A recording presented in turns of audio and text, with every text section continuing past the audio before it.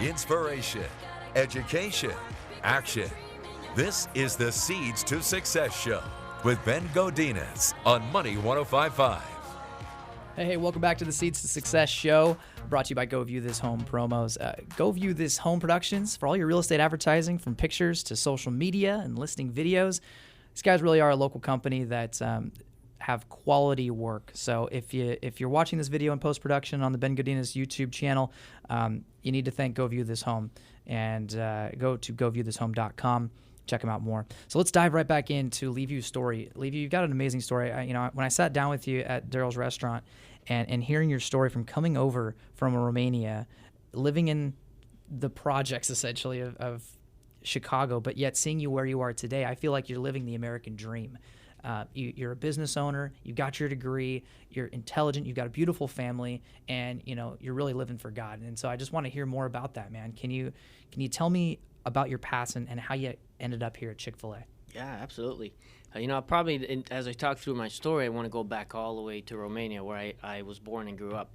So I grew up in Romania, in Eastern Europe, at the time when it was still a communist country. And it was interesting then. We were Christians in a communist country where it was not really encouraged or even allowed to think for yourself. So we were there. My parents, my father especially, was involved with people that would bring in Christian literatures, Bibles and simple books that were not allowed in the country. So he would do that, bring them in on a regular basis and hand them out to friends and anybody who was interested, but that was not allowed. So he was followed by the secret police 24/7. Wow. And we grew up in fear in Romania.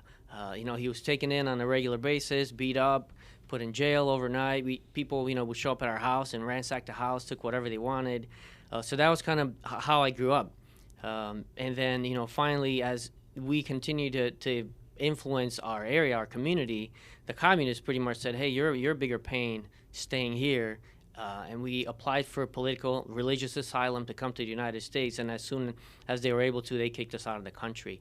Wow. So we came out of Romania, out of persecution, through Italy for a little while as we were waiting to get the visa into the United States, and came into Chicago. And as you said earlier, we moved into a small 2-bedroom apartment, my parents, 6 kids, and our uncle and his wife, and we just kind of started working. And, we learned really quickly that coming to America was not where money grows on trees, but you have to work really hard to figure it out. So we started working towards the American dream. My dad worked in the morning at a pool factory, and my mom worked at night cleaning office buildings. And I don't know how they did it, Ben, but within 2 years they were able to buy a house, and it worked really, really hard. Wow. They bought a house, and we continued moving. We moved to a small home in a little better area in Chicago, and continued growing from there. And I learned a lot from my parents, a lot about what it means to work hard, and what it means to be an entrepreneur. My brothers and I, we were trying to figure out. Quick story is, hey, how are we going to raise some money to buy a bike? Our goal for one of the summers was, hey, we're going to buy a 10-speed bike that we're going to share. And we started, let's go to the library. We took, the free bookmarks that they were offering there. We took them to the street and started selling bookmarks. Made a couple of bucks doing that. Then I was 12 years old and my brother was 11. We started passing out flyers for pizza places. We worked 10-hour days. And, at the end of the summer, we were able to buy a bike, and we were really excited. Hey, now we get to share a 10-speed bike. And, continue to work hard. I worked really hard in high school. I started working in a machine shop. Probably shouldn't have been allowed to, but I was a drill press operator in high school. Oh, wow. 16 years old, making plastic molds and mold machinery, and learn, again, how to work hard, how to persevere. Applied to college. I went out there in Chicago at North Park University. Shout out to that great school. And learn a lot about, again, how it is to continue to grow leadership. Quick story, perseverance there. I studied finance, and, I really wanted to get an internship at one of the local brokerage firms. I wanted to figure out if I wanted to be a broker. So kept calling this guy, every day for about 3 weeks. I called him every day. Hey, I'm interested in an internship. And I was out working construction and got a call from Michael, the guy that was in a brokerage firm, and he said, hey, Leeview, stop calling me. I'll give you the internship.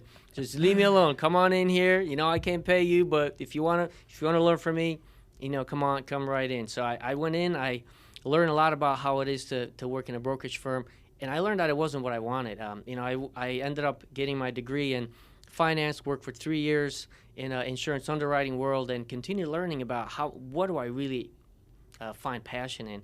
And the more I learn about myself, the more I learn that I'm passionate about people, about coaching them, about developing others. And I went back to school, got my graduate degree in human resources and industrial relations, and started working in the corporate world.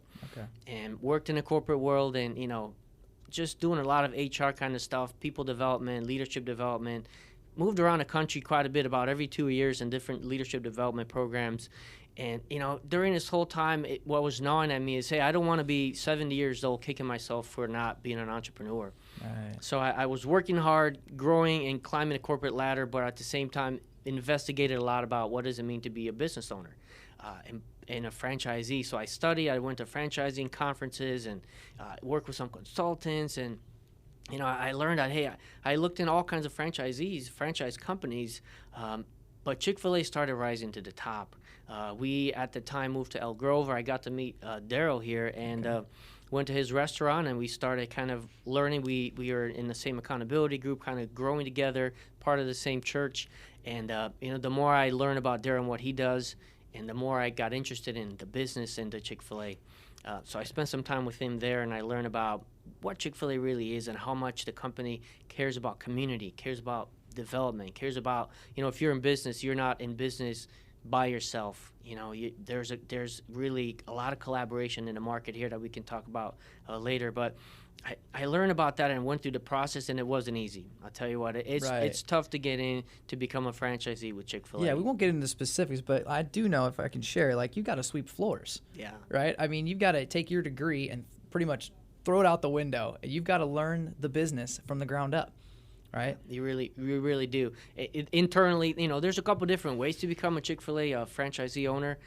But yeah, a lot of times I went into Daryl's store, learned how to make some fries and serve people and learn how the business works, and then applied. Some people's process takes them through the store where they're there a couple of years, and you probably hear more of that from Daryl. My process was, hey, I'm a corporate guy. I love leading and developing people, and I went through a year-long process where you apply, you have a lot of interviews. Chick-fil-A really wants to learn about who you are, how committed you are to others, to community, to growing a business, to being profitable. And finally a year later, I was awarded to be a franchisee. Really, the first one in 2015, which was kind of cool. Oh, that's awesome. And I went through the process there about learning, opening the store from the ground up, hiring people, which was really cool. But we interviewed a ton, over 100 people to get our store staffed, and finally opened last year in August. So, wow. It really, looking back, it's the American dream. I talked to my parents, and they couldn't be prouder about, hey, we gave up Romania and everything that we had to give you an opportunity and your brothers and sisters. And, I was able to make that happen through hard work and perseverance. Yeah, you ran with it. So a little bit of instruction, if you will, because I know that you enjoy leading and kind of discipling, if you will. Question I have for you is, from day to day, what guides you as a business owner? That's a great question. So, I believe if you're going to lead a business, you have to answer the question, why? So as I looked at my team and the way that we do business, we really, at the end of the day, have a mission. And it's to be a positive influence on everyone who comes in contact with Chick-fil-A, and to be good stewards of what's entrusted to us. I believe we're in our community to be community leaders, not just community members. So we're out there, we're making people's lives much better. They come in and they have a great experience with us. But then we're giving strengths, and we're being given a lot of resources. So it's how do we become good stewards of that? So every person that comes into my store, we talk about, why are we here? We're not just here to make an amazing chicken sandwich. It is amazing. It's delicious.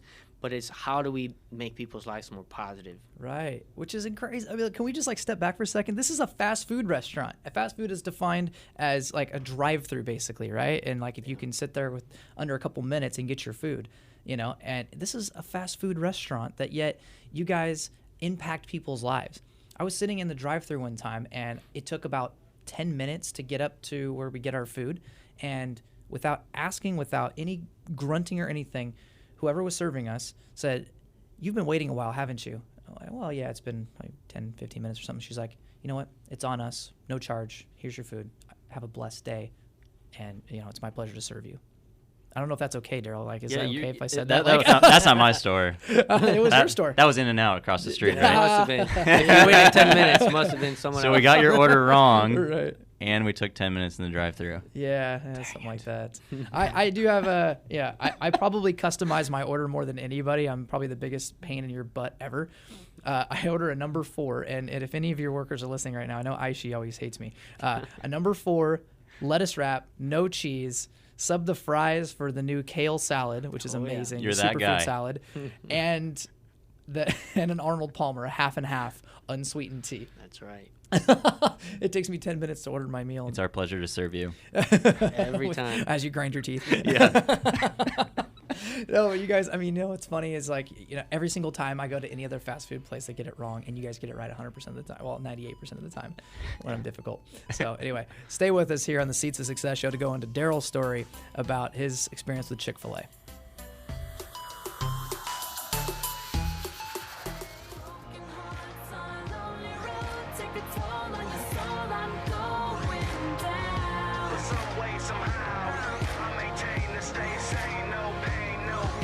Inspiration, education, action.